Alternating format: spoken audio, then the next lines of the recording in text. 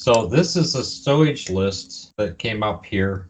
I'm on page 83, and it has sunglasses on pocket, sunglasses pouch on crew, watch band on crew, pen marker on crew, pencil on crew, stuff like that. Just the different things. But you can just scroll in to bring them up to size to see the different stuff. I've never seen this page before from the Smithsonian. What's this eye guard assembly? Filter assembly? Yeah, where the stuff is stored on board.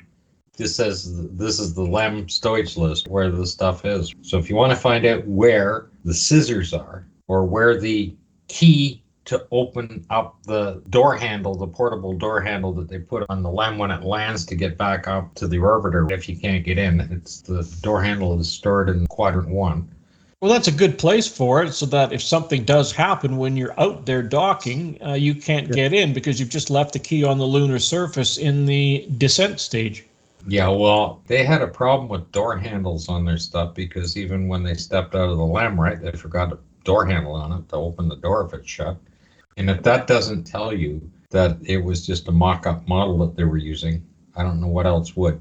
So that's A-13 experiments in photography on... Yeah, okay. When I put that number in that you gave me for the camera... Yeah, this came up. That's the PDF file that came up for it. Really? Yep. There's another one here, which I'll just put this link in so we can look at as well. Just so we see what the variance is on what is being put up on the internet and to what actually is there. This particular one, I'm trying to look at the date this was uploaded. It's all nice Westinghouse camera with all the specifications and its serial number, its dimensions. It's all basic information which is easily accessible. Yes. You know, serial numbers and dates and so on. Number of transistors, semiconductors, wave bands, power type and voltage, loudspeaker. I didn't know how to loudspeaker on it. Oh, okay. Loudspeakers, no sound reproduction output on this camera. I hope so. You're not going to hear much on the moon, are you? No, you're not going to hear anything. Not even if you yell. You could try yelling. It won't help much. And you've got to be a lip reader on the moon. Oh, you've got a helmet on, so you can't see the face. Not much help there. That original document you were looking at, Robert, was not what Scott has now found using that reference. Completely different information, and that is the whole point, what we're talking about. And that's when people argue with us and they're making comments, because if they go look it up, you got to have the original document. Can't have the updated stuff. I'm sure that there are a lot of people at NASA or associated with NASA who listen to what we have to say and panic. Oh, we've got to change that. Oh, they've spotted it. Yep. So they're spending all this time changing information in the documents because we spotted the problems. Well, I wonder if they're going to take the flag and move the shadow to the other side now. Oh, no. Oh, big problem, that flag with the shadow. The retro control thrusters were turned on.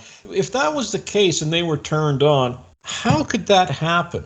When we look at the first video of them setting the flag up, and then we look at the second one when they're inside, and I'm talking the video footage, the shadows are on the same side. Nothing has changed, nothing. Yeah. But then when they make that cut, then the flag, the shadow changes.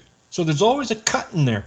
Apollo 11 has 3 hours and 2 minutes of raw uncut footage showing 2 hours and 38 minutes on the lunar surface, but it takes 3 hours and 2 minutes to show it.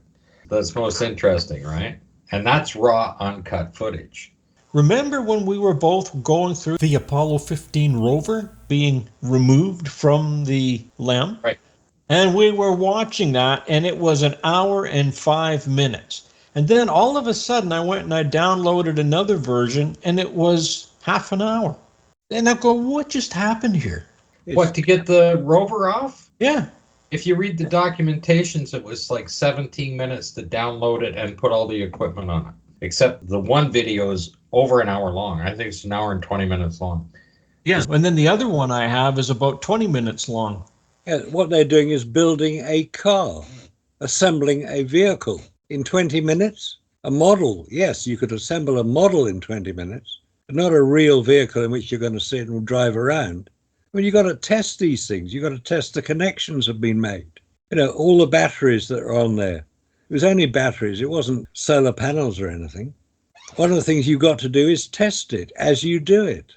The steering has to be connected as well, because when the tires fold up, they have to put the tie rod ends and connect it. And then there was equipment for it. If they had a problem with it, they could disconnect the steering as well, either front or rear. Yep. And it's mechanical connection that they had to undo. Of course, they didn't have any tools with them to do that. No, there were no tools, no spanners, nothing, no testing equipment. You expect them to test the output of the batteries had been maintained, assuming they had gone to the moon. It would have been affected by the reduced pressure, the vacuum on the moon. But no, and because they're in the shade, it would be very, very cold, and the batteries would probably stop working quite soon.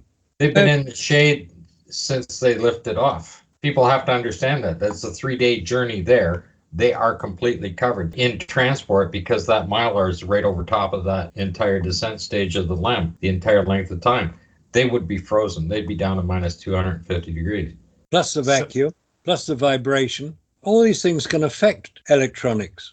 Well, talk about electronics. I was refreshing my mind with David Percy's film. And one thing I noticed was the fellow that was from Kodak, he was going on about how these different temperatures and radiation and all these different things could have done this and could have done that. Yeah. And I've never noticed him say that before. It was in part 2.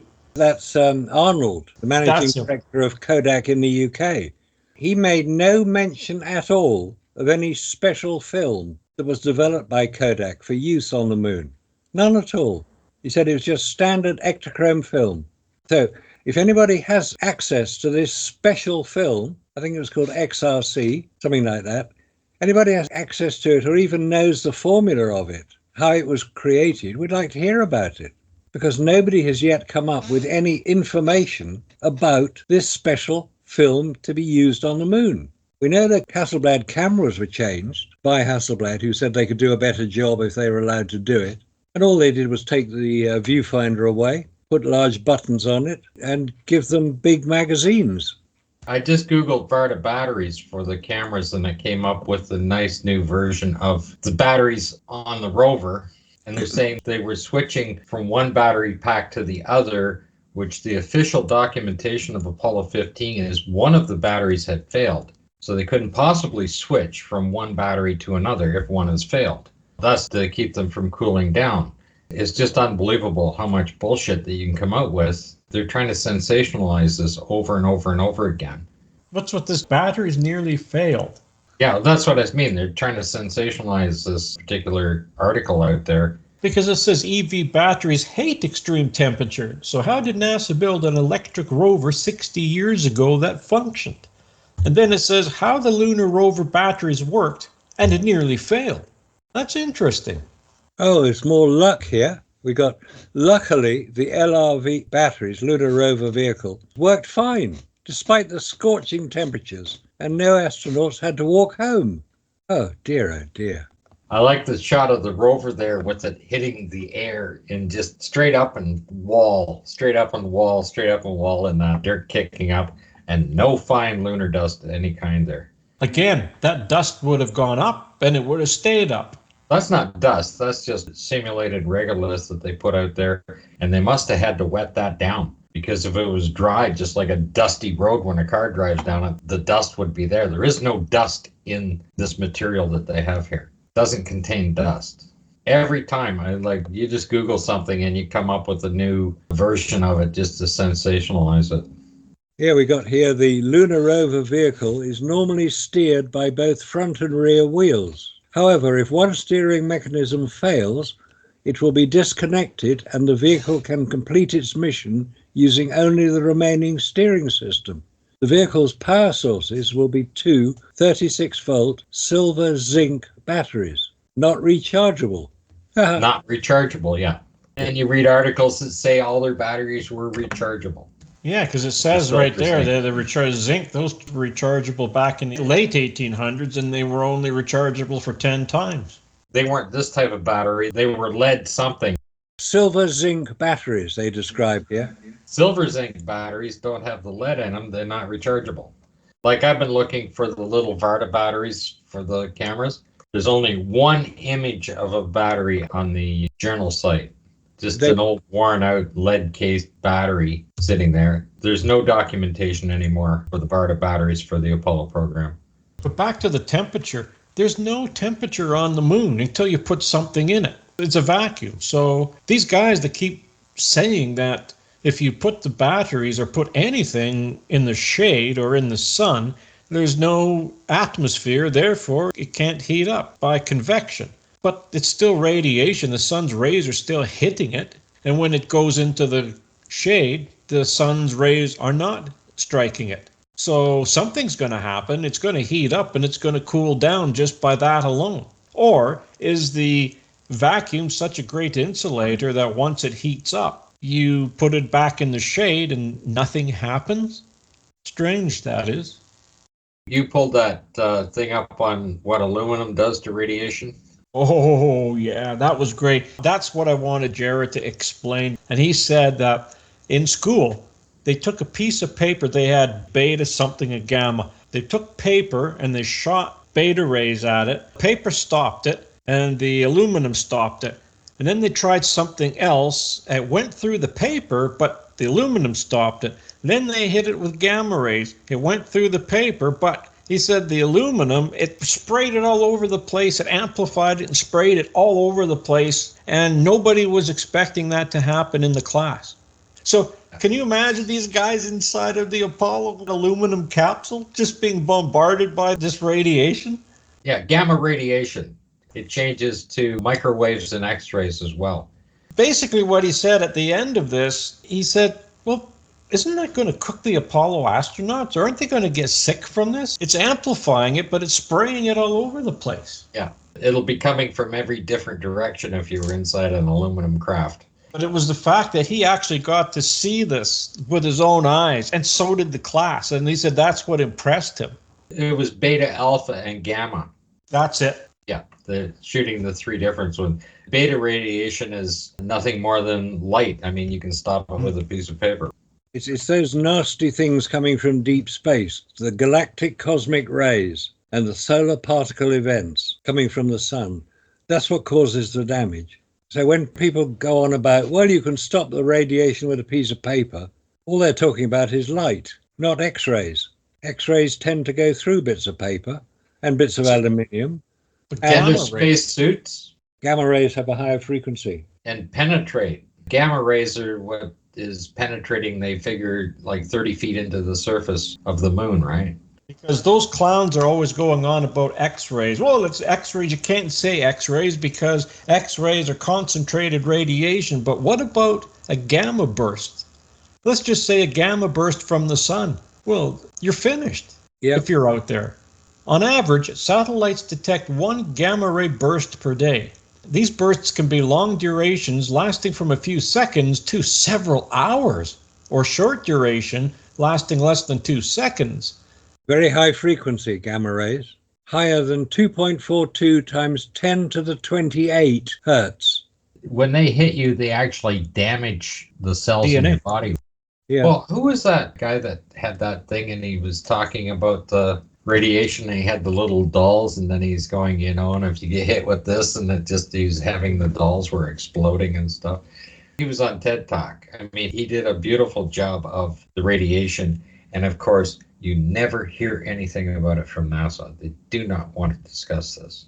And this radiation is being protected by the Van Allen belts to an incredible degree. And once you're outside of that, you are just fully exposed to this. They just say anything past the belts, oh, there's no radiation there. Where do you think the radiation comes from? It doesn't build up on the belts. The belts simply push it around the Earth. It gets pushed around. It builds up a little bit, but it's pushed around the Earth. There's still a hell of a lot of radiation in space. And so what happens if you're on the lunar surface? There's no belts to push it around you. It's being compressed right at the lunar surface. Oh, and this was another thing Jared was talking about, because I asked him about the Lunar Gateway Station, and he just said, well, that's another fantasy. I asked him, why do you think that? He says, oh, what happens is because the moon doesn't have Van Allen belts, now you're going to have this aluminum can with all these gamma rays bouncing around inside of there, being amplified and literally cutting through the astronauts like Swiss cheese. Yeah, damaging human cells. And it would be even more intense on the lunar surface. Yeah, but according to people like Faze and NASA Psychopath, they say that the lunar soil is not radiated because, let's take the Earth, for example. Is the Earth's soil radiated? Well, what about uranium? When you dig that up, well, that's radioactive. Why is it radioactive? The Earth has Van Allen belt, so how is that becoming radioactive? You see what I mean? So the lunar surface, you think, would be radioactive in part because there are no belts to protect the radiation from hitting the surface. If the lunar surface is not irradiated, and NASA is able to create simulated regolith, it could not be irradiated. They could also incorporate that into suits. They just put that in the suit, right? Because you just put a plastic molecule with that and that within the suit. Then they don't need those little nanotubes or whatever the hell they're trying to create. Yeah, he said that was the first time he's ever heard of them. These boron and nitride nanotubes. Yeah. If the dirt on the moon will not absorb radiation, then we can reproduce that because so-called we have samples of it. We should be able to do that same chemical compound and incorporate it into a spacesuit. Yeah, well, look at that documentation and how careful that NASA was when they were making that regolith. You see the recipe that they had? They had formulas that were as long as your left arm. Yeah, because they're just using visual clues. They're not using scientific clues. They're not measuring it properly. And if the Russians did get those few grains of, lunar soil back by some magical process, then that would be an indication right there that the Russians would have known whether it would have been radiated or not, because at least they would have had a few grains to test. But we don't even know if that's the truth. Which is why it took NASA nearly 2 years to agree to exchange pieces of regolith with the Soviet Union. I think they were scared they'd be found out. So they had to prepare something as accurately as they could, because if they assumed that the Soviets had actually got lunar regolith from the moon and not from the Columbia River Basin or Hawaii, which is what they appear to be doing, and they just created it as looking more or less the same as the photographs show, they'd be found out. It's just two bullies in a pissing contest. That's all it is. Yeah, it is. Yeah. And then we come back to that famous question that the pro-Apollo fanboys keep asking, well, why didn't the Russians blow the whistle? They were keeping an eye on what was going on. No, the Russians are far too clever for that. If they could retain the information and blackmail America, saying, no, we know what you did, we won't tell anybody, but this is what we want from you right now. And they exchanged technology. That's all it was about. Of course, the Russians knew that America had faked the landings. It's not difficult to work that one out. I mean, we've been doing it for years. And the more people who watch the films that Robert posts, the more people now agree with what we're concluding. There's no conspiracy theory here. It's fact. It's scientific information. That's all you have to know. And as people become aware of the fabrication that went on, they can see that Apollo could not possibly have happened the way we've been told it did. And the Russians have blown the whistle. Not in the way you'd expect. They just have kept quiet about it. Same as the Chinese, same as the Indians, same as the Japanese. They all keep quiet about it. They don't want to upset NASA, who've got some good information that they can acquire by keeping quiet. That's called politics by another name. Lunar 16 was the first robotic probe to land on the moon and return a sample to Earth, and represented the first lunar sample return mission by the Soviet Union, and the third overall following Apollo 11 and 12. So Lunar 16 was the craft that did it. Yeah, and that's in 1970, 101 grams. Yeah, 101 grams. And then in 72, Luna 20 returned 30 grams. That's right, yeah. 24th mission of the Lunar series. And 24 returned 170.1 grams in 1976. Yeah, that's right. Unbelievable. Yeah, That's one hell of a pissing contest. And Lunar 20 was launched from the lunar surface on 22nd February 72, that's before Apollo 16, carrying 30 grams of collected lunar samples in a sealed capsule. And that's a report from NASA. So Lunar 16 was the first. Lunar 16 was September 12, 1970. So that's 13 months after Apollo 11 claimed to have landed. Then Soviets claimed to have brought back samples. Oh, here we are. Okay, yeah, there's the samples right here. But they looks like sand from the beach. Then this guy's got these little samples in 2 test tubes. They didn't return very much. And that's it then. That's all they brought back. They didn't bring back any more. That was it, I guess. Like I said, it's a pissing contest. Sometimes you just run out. Well, just wait. Pretty soon they'll be sending fruit flies into space again. To answer Marcus's question, this is great. It says, equipment used during the Apollo program underwent rigorous vacuum testing to ensure functionality in near total vacuum of space and on the moon's surface, which had a pressure of about torr 10 to the minus 12. These tests simulated the extreme condition of space, including vacuum, temperature variations, and radiation. In Earth orbit, they tested it, but that's not torr 10 to the minus 12. Yeah, it's not. And they said individual components like seals, switches, electronics, they were subjected to vacuum testing to identify potential failures, but they don't give you what the level was. It only said that it was tested at Glenn Research Center in a massive vacuum chamber used for spacecraft testing. And here it goes. The vacuum testing often researched pressures as low as torr 10 to the minus 6 and torr 10 to the minus 9. They're saying that that vacuum chamber could go to torr 10 to the minus 9. No way. Well, I would like to know what chamber they used to get this testing down to torr 10 to the minus 9. Yes, exactly. Well, that's just bullshit, isn't it? I've never heard of any chamber on Earth, not a big chamber, that can reduce atmosphere down to that level. They can do it in really small amounts for electrical stuff that they're working with, but you're talking about little tiny tubes that aren't any bigger than a pen. Plum Brook vacuum chamber. We've looked at this before, and the research center said that the best they can pull is torr 10 to the minus 6. So where is it getting minus 9 from? That's a big difference. So where is this 10 to the minus 9 level being tested at, which we've never heard of before? Well, they say Plum Brook. That's to fool you into thinking that it's a different vacuum chamber if you didn't know it was Sandusky. Yeah, that's what's in the pictures as well. Here's an interesting thing. Some people might think that the flag looks wet. The moon's environment is drastically different from the Earth. So it's easy for people unfamiliar with space photography to be able to determine whether the flag actually looks wet. Because as the general public, we're just idiots. And when we look at a photograph, because the lunar surface is dramatically different, that the atmosphere is dramatically different, that all of the information in the photographs is dramatically different.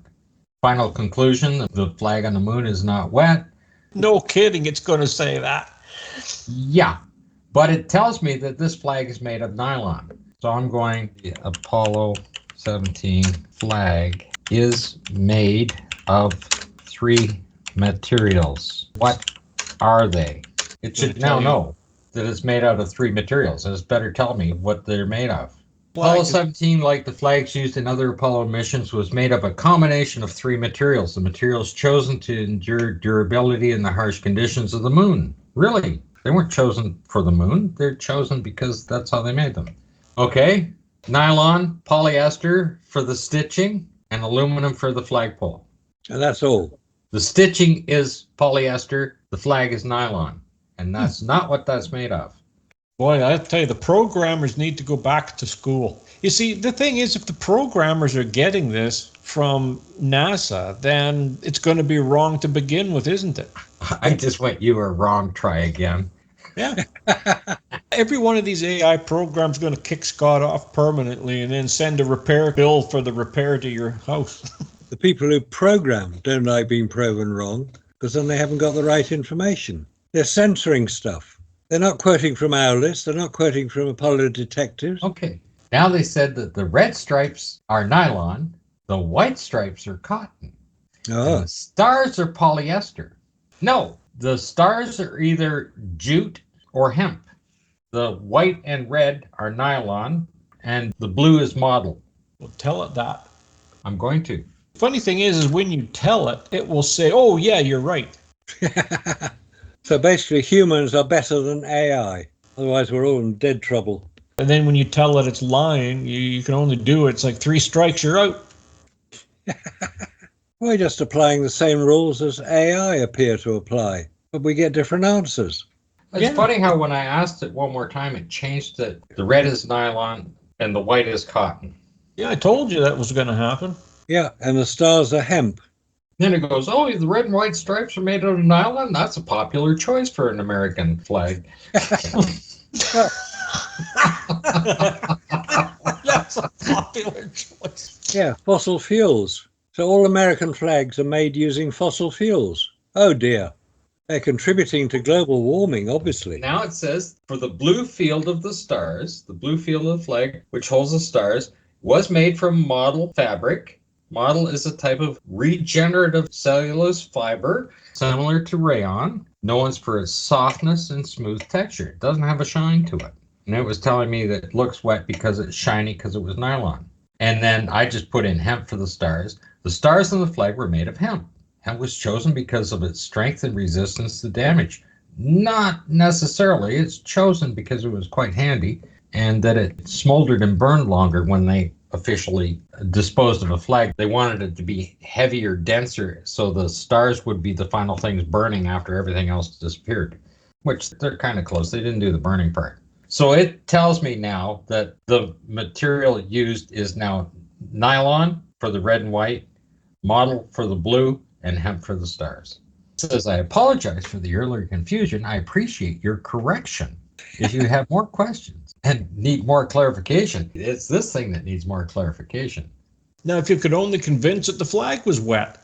You could say that you would agree with the fact that there would be no moisture on the moon, which implies that the photograph of that flag was taken here on Earth.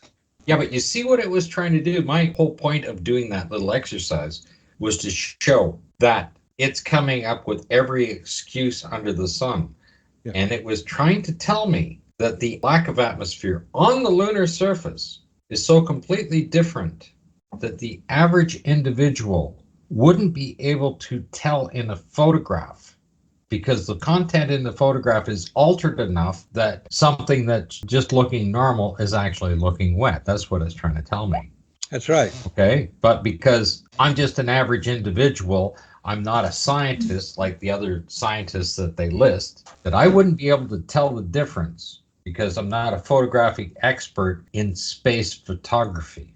That's what it's trying to tell me. I'm not an expert in space photography.